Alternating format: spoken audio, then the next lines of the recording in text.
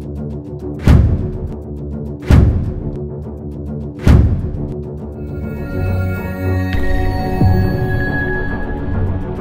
everyone! Sa pagkapanalo ni Carlos Yulo sa 2024 Paris Olympics ay madadagdagan ng financial incentive niya galing sa Chooks to Go.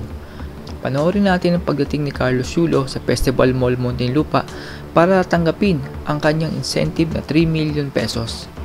Ginawa ang awarding ceremony nitong weekend kasabay ng grand opening ng Chooks to Go Festival Mall Muntinlupa. Ito ang pang 38 dine-in restaurant ng Chooks to Go. Hindi talaga kasama si Carlos Yulo sa listahan ng mga athletes at endorser ng Bounty Fresh Group Holdings. Ang Bounty Fresh Group Holdings ang may hawak sa Chooks to Go.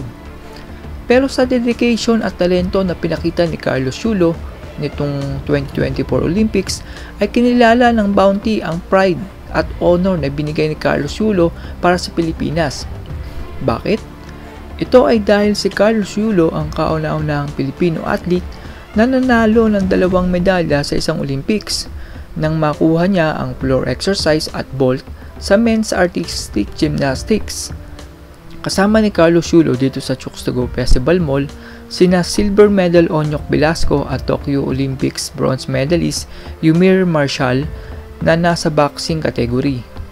Nandun din sina fencer Samantha Katantan at ang triathlon star na si Nico Huelgas. Ayon sa Chief Executive Officer ng Chooks to Go na si Mr. Cheng, ay ang Chooks to Go at Bounty Holdings ay hindi lang isang brand, kundi isang ilaw ng pag-asa sa Philippine sports. Ang Chooks to Go at Bounty Holdings ay halos isang dekada na ring sumusuporta sa Philippine sports, kasama na din sa kanilang tinutulungan ay ang mga Special Olympics para sa mga atleta na may disabilities. Nagbigay din sila ng recognition para sa mga atleta na talaga namang nagpakita ng kagilas-gilas na performance. Saludo ako sa inyo Chooks to Go sa pagsuporta nyo sa mga atleta ng Pilipinas at salamat sa inyong kabutihan dahil kailangan talaga ng mga atleta ng tulong lalo na sa mga nagsisimula pa lang at ang bulsay walang laman. Ang nakapukaw sa tingin ko dito ay itong iyong katabi. Tinawag mo siyang nanay na parang siya ang nagluwal sa'yo at ikay inalagaan. Hindi naman masama ang tumalaw ng utang na loob at siya ay iyong pasalamatan. Dahil parte talaga siya ng tulay sa iyong naging pagkapanalo.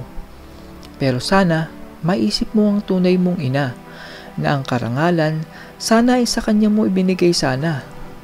Nung pinanganak ka, wala yung nanay-nanayan mo sa tabi ng iyong ina.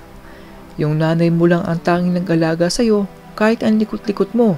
Sana maalala mo na bago mo natutunan tumambling ng pagkataas-taas ay tinuruan kayo ng iyong tunay na ina kung paano tumayo at lumakad. Sana maisip mo na nung mga oras na ikay nadapa, ang tunay mong ina ang dalid-dalin tumakbo at tiningnan ang mga sugat mo. Nabasa mo na ba yung nakakadurog ng mensahe ng iyong ina? Kung hindi, ay sige ulitin natin. Anak, Kaloy, pinapatawad na kita. Wish namin ng papa mo at mga kapatid mo ay maging mas successful pa ang buhay mo.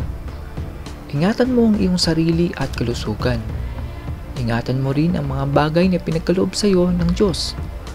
Wala man kami sa iyong tabi, pero pinagdasal ka namin araw-araw. Mahal ka namin, Kaloy. Yan ang mensahe ng iyong ina.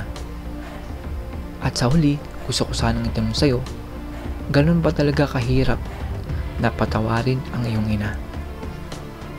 That's all everyone. Salamat sa inyong panonood. This is Chuck and you're watching Biker Drone.